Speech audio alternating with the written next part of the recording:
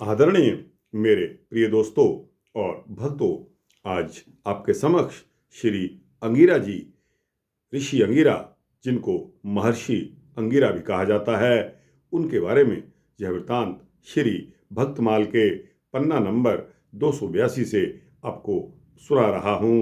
दोस्तों, उम्मीद करता हूँ कि आपको यह वृत्तांत अच्छा लगेगा। तो दोस्तों, आइए बिना समय गंवाए इस वृत्तांत को शुरू करते हैं। भक्तों, महर्षि अंगिरा भी ब्रह्मा जी के एक मानस पुत्र और प्रजापति हैं। इनकी तपस्या और उपासना इतनी तीव्र थी कि इनका तेज और इनका प्रभाव अग्नि की अपेक्षा भी बढ़ गया। उस समय अग्निदेव भी जल में रहकर तपस्या करते थे। जब उन्होंने देखा कि अंगिरा महर्षि के तपोबल के सामने मेरी तपस्या और प्रतिष्ठा भी तुच्छ होती जा रही है, तब बड़े संताप और ग्लानि के साथ उन्होंने महर्षि अंगिरा के पास आए। महर्षि अंगिरा ने उनको उनके विषाद का अनुभव करके कहा, आपके संतप्त होने का कोई कारण नहीं है। आप बड़ी ही प्रसन्नता के साथ लोगों का कल्याण करिए। अग्नि ने तब गिड़गिड़ाकर कहा कि मेरी कीर्ति तो नष्ट हो रही है, अब मुझे कोई अग्नि कहकर सम्मान नहीं करेगा। आप प्रथम अग्नि हैं और मैं द्वितीय अग्नि हूँ। ऐसा सुनकर महर्षि अंगिरा ने कहा कि आप अग्नि के रूप में देवताओं को भोजन पहुँचाएं और स्वर्ग चाहने वालों को उसका मार्ग बताएं तथा अपनी दिव्य ज्योतिष द्वारा मुमुक्षुओं का अंतःकरण शुद्ध करें। मैं आपको अपने पुत्र के रूप में वर्ण करता हूँ, एडॉप्ट करता हूँ। तब अग्निदेव ने बड़ी ही प्रसन्नता के साथ महर्षि अंगिरा की बात को स्वीकार कर लिया और बृहस्पति के नाम से उनके पुत्र के रूप में प्रसिद्ध हुए। भक्तों और दोस्तों, कहीं कहीं कथा वृतांत में ऐसा भी आता है कि महर्षि अंगिरा अग्नि के पुत्र हैं। यह बात कल्प भेद में ही बन सकती है।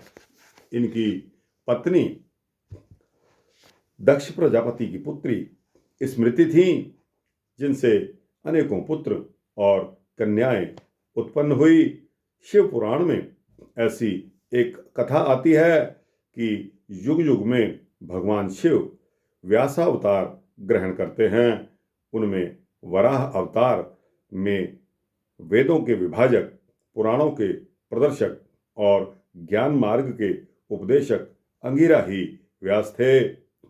वराह कल्प के 9वें द्वापर में महादेव ने ऋषभ नाम से अवतार ग्रहण किया था। उस समय उनके पुत्र रूप में महर्षि अंगिरा थे। एक बार की बात है कि भगवान श्री कृष्ण ने व्याघ्रपाद ऋषि के आश्रम पर महर्षि अंगिरा से पाशुपत योग की प्राप्ति के लिए बड़ी ही दुष्कर तपस्या की थी। उनके पुत्रों में बृहस्पति जैसे ज्ञानी और अनेकों मंत्र दृष्टा थे।